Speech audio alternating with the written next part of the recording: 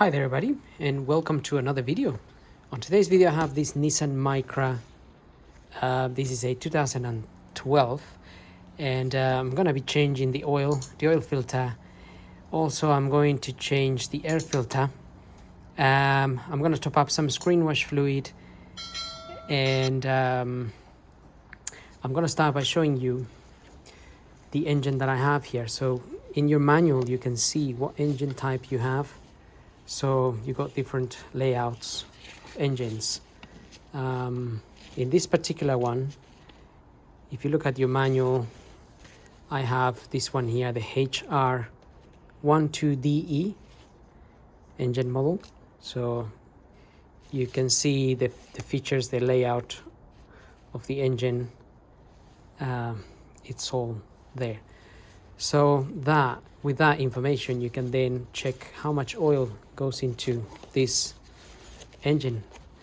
So we have the HR12DE here, and it says including the oil filter 3.4 liters, excluding the oil filter 3.2 liters. So sometimes if you change your oil more often than every year or whatnot, then maybe you just change the oil and leave the oil filter until 1 year is gone past, because some people tend to change the oil every 6 months, but not necessarily the oil filter. So it just depends on how many miles you drive and then what sort of service type you're going to carry out.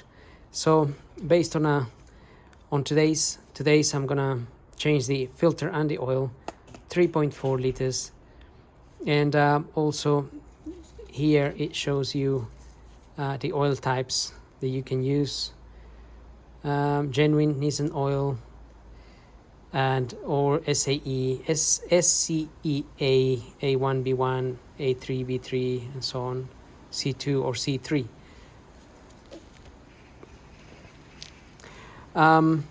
So you can, I'm also going to be using 5W30 in this case. I'm pretty sure somewhere here it tells you the viscosities that you can use according to temperature. Here on this chart you have a temperature in centigrades and Fahrenheit. So centigrades plus 40, minus 30. And then depending where you live, so I live here in the UK, temperatures can reach up to, 35 and maybe minus 10 or minus 15. So then you can look at what oil will suit best those temperatures. And in this case scenario, 5W30, it's sort of covers a good range, but I don't want to go too thin either, because we do tend to have hotter temperatures as well, rather than colder temperatures. So if you're in a really cold country, you want to go towards the thinner oil, and if you're in a really hot country, then you want to go a little bit towards the thicker oils, 20W40 and whatnot. So having established that, I have my oil filter here, blueprint ADN 12112, and my air filter here, ADN 12270. So that's what I'm going to be using. That there.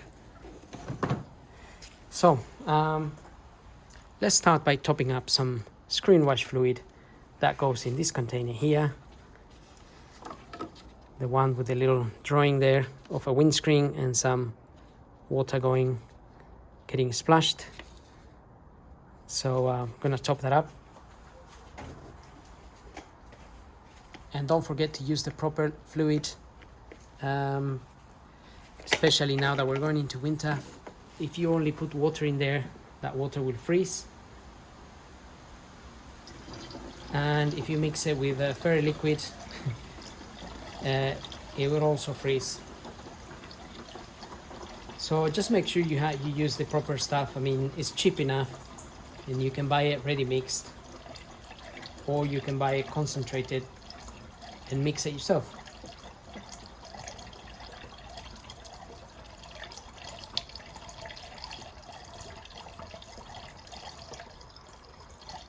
Looks like this tank was pretty empty. This is quite a bit going in there.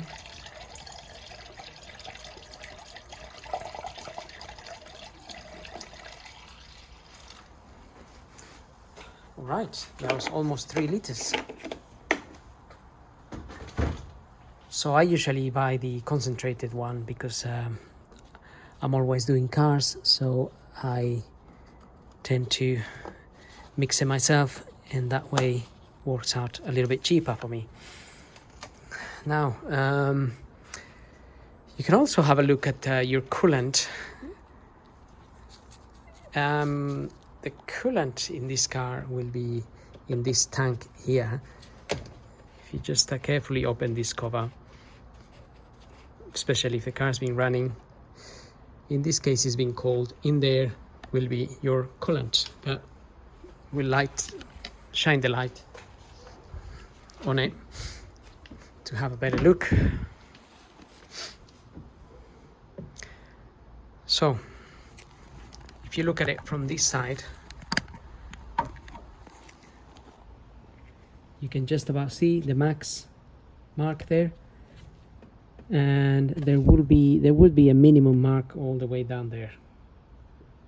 You can just about see it.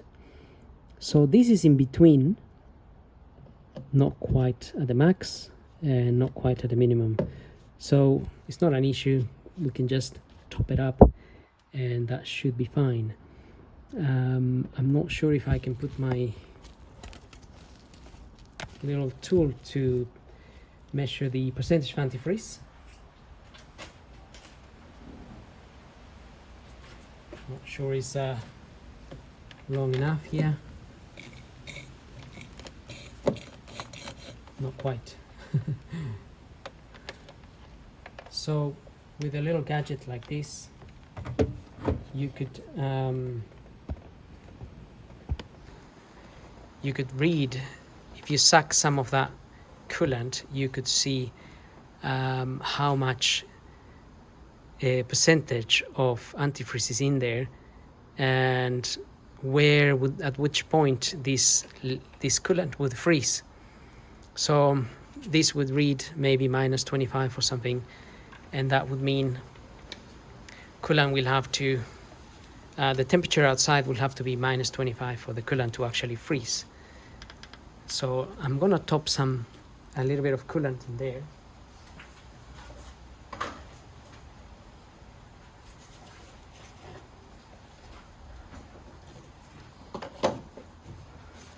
If you found that your coolant was way below the minimum, then you may need to start looking into whether you have a leak or something like that.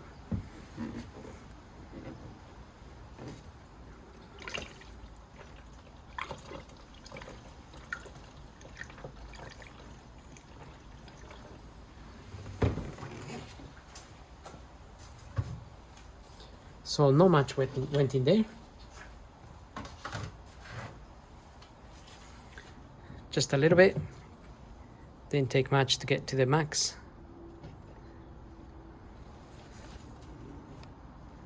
You can see it there. So now I wonder if this would actually reach or not. Just about reaches. So this is how you would basically suck some of that fluid, but you really wanna make sure it's full in here.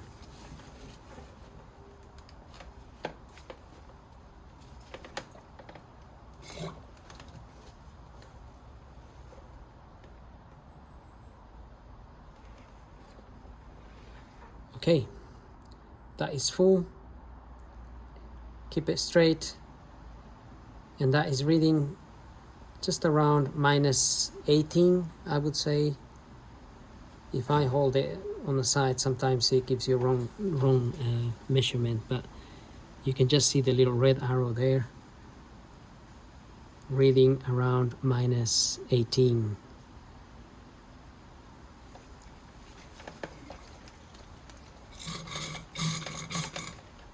So that's about right.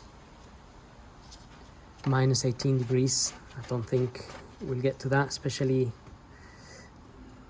now that we're in October and it feels warm. I'm still wearing a jacket, but it's just because I don't know if it's going to be cold or hot or what. It's hard to say now, but anyway, that's how you can check your coolant, top it up if necessary. You can find out the type of coolant you need if you go to the shops, give them your registration number, and they will let you know. Also, coolant needs to be mixed, so if you get concentrated coolant, you mix it with water a little bit. Normally we use 50-50, 50% water, 50% coolant, and you top it up. So let's move on to changing the air filter.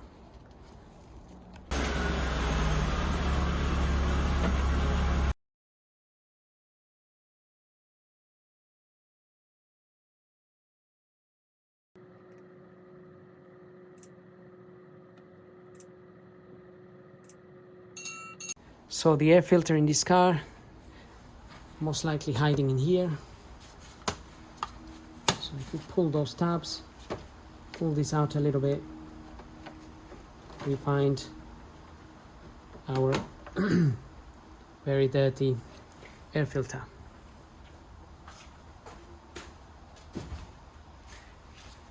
Looks like it hasn't been changed for a while, but nevertheless, we have a new one, and we can go ahead and fit that in there. So at the bottom of this cover there are two tabs that go into two holes, and then you can swing this close, and that's it. So that's a fairly simple one. Having done that, we can move on to our oil and oil filter. So I'm gonna open this, pull the dipstick. God, everything's a bit hard today. Pull the dipstick, just let it sit there, and also I'm gonna open that.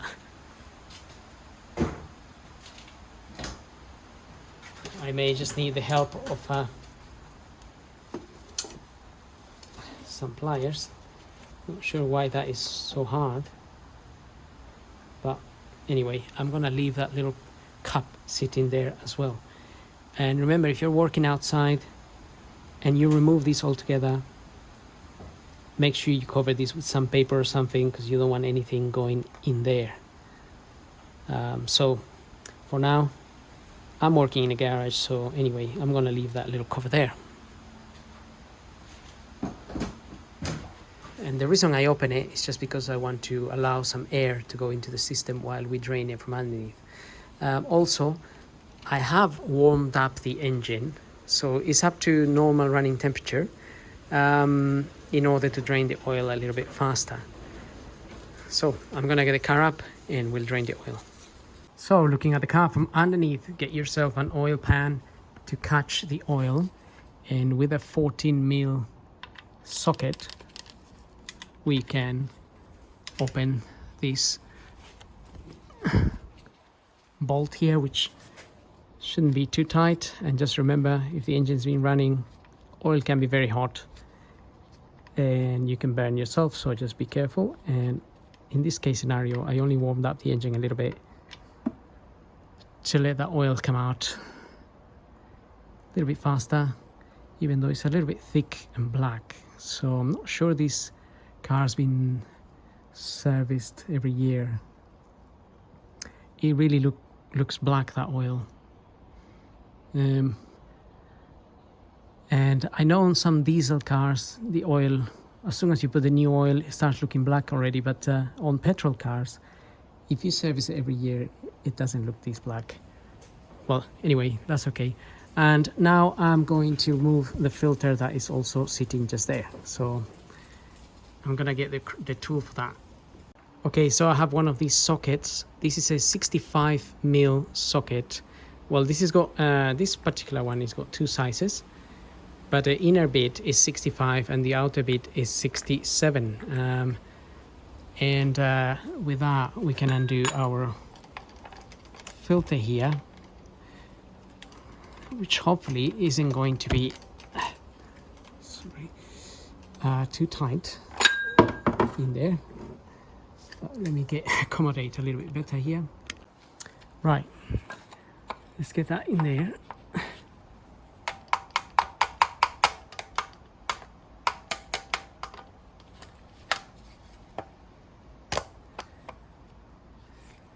My tool is not really going in all the way, but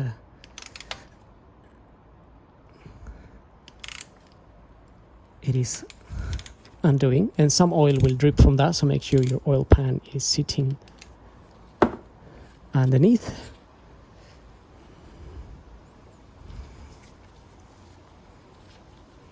Okay, so just want to try and see if I can, yeah, don't want to fill it up with oil.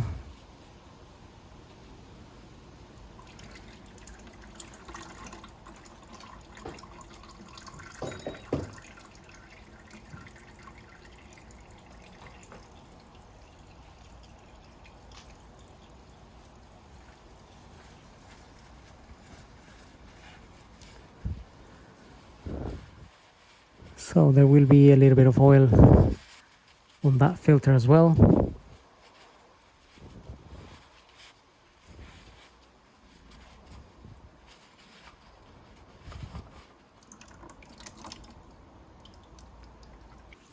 Okay, so while we let the oil drip for another few minutes or so, we can actually prepare here our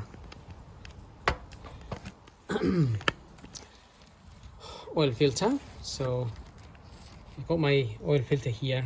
I already apply a little bit of grease around this O-ring. You may find that this O-ring already comes a little bit oiled when you take it out of its package, but I just like to add a little bit of grease, extra grease on that. You don't have to do it, it's entirely up to you. The other thing is this, it looks like they have used this copper washer a few too many times and is really squashed, and it's embedded itself on the thread a little bit. So really want to try and get that out so I can change it. So I just want to loosen it and then take it out like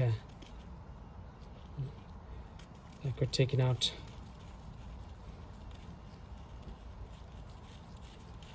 a bolt. So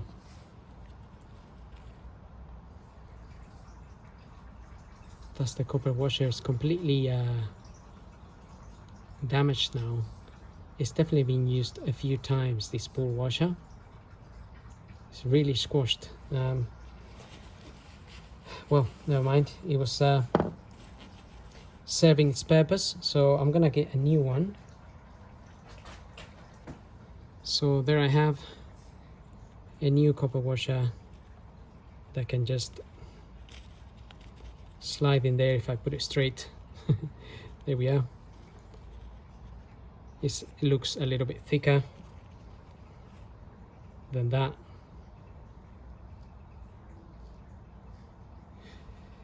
So you can reuse your copper washer provided it looks fairly much straight. The only issue with reusing this one is that it may actually start leaking because it's been already used quite a lot. So if it was in better conditions than this, looking a little bit more like this one, then you can reuse it. It's not the end of the world. As you can see, this is probably being used 5 or 6 times to get to that condition. So not the end of the world, and there was no drips of oil at all. But I'm sure some people will disagree, but it is what it is anyway. So that is still dripping a little bit of oil, so I'm gonna wait another 5 minutes or so. In the meantime, we can just get a bit of rag and clean around the surface of where the new filter is going to sit, just to make sure there's nothing in there that could cause an oil leak. Because if you don't change this regularly, then some carbon will start forming around it, and maybe that can cause a leak, which wouldn't be a huge leak, just a small one. But we don't really want or like oil leaks, do we? Right, let's get this on there. New filter. We don't need any tools to tighten that. We'll just do it by hand as much as we can. And obviously, if you're really strong, don't overdo it. Don't damage the thread. But if you're like me, you just tighten it as much as you can, and that will be just fine. It's around 25 Newton meters anyway. And then we just wait for that to finish dripping. Okay, now we can put our sun plug bolt back in there with a new copper washer. Just close it in, hand tight all the way in. Should go in quite easily. And then we can use our ratchet to finish closing that. Don't over tighten that. Again, maybe 25 Newton meters to tighten that. No more than that. 25 to 30 Newton meters, you can tighten that. We're really just squashing the copper washer a little bit, making it a tight seal so it doesn't leak. But that's about it, really. We don't really want to damage our sump. Although in this case scenario, it's a tiny little sump there. It wouldn't be that much drama to have to change it. But better to avoid damaging anything. So just close that carefully. If you find any tiny little drip and you think you didn't tighten it enough, just give it another tiny little push. I'm talking about millimeters. So just bear that in mind. Now we can clean the area, and that way next year we know if there's any leaks here.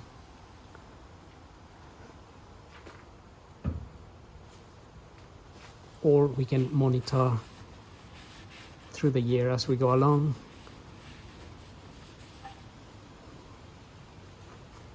Just want to leave that nice and clean as it was. And also this side here, we want to rinse whatever oil went on the sides, so we don't confuse that oil from the filter with an oil leak from somewhere else.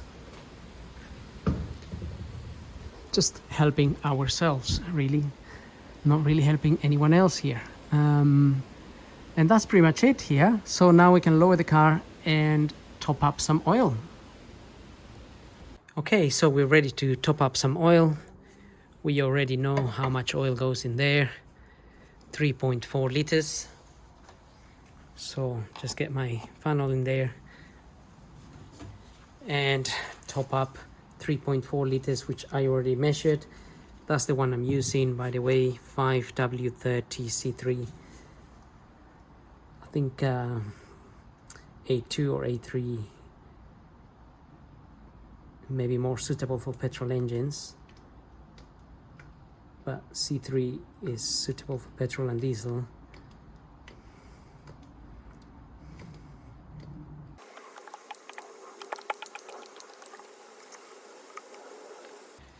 Okay, so that's finished draining there. Now we can close this here.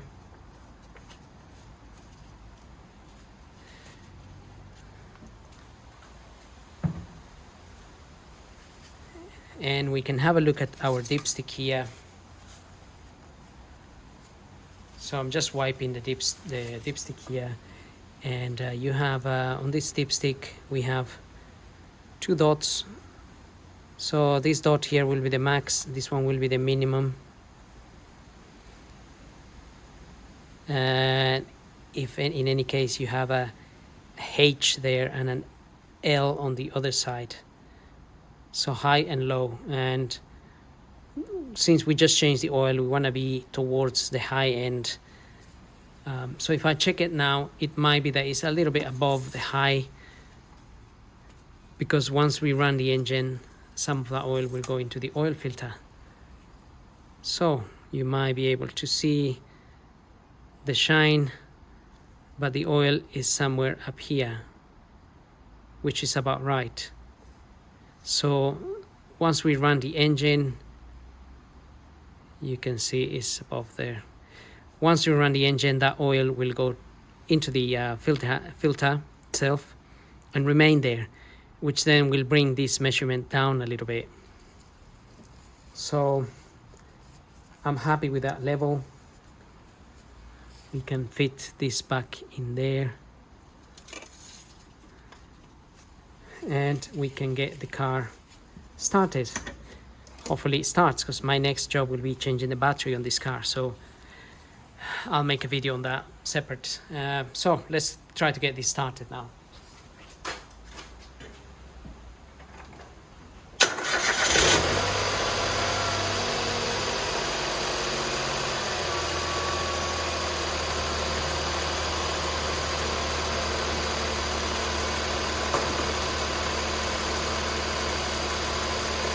Okay, so engine's running fine, no issues there, no vibrations, and that's pretty much it.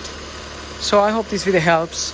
If you're gonna service your car, don't forget to subscribe, and we'll see you on the next video, which will be on the same car, changing the battery. Thank you for watching.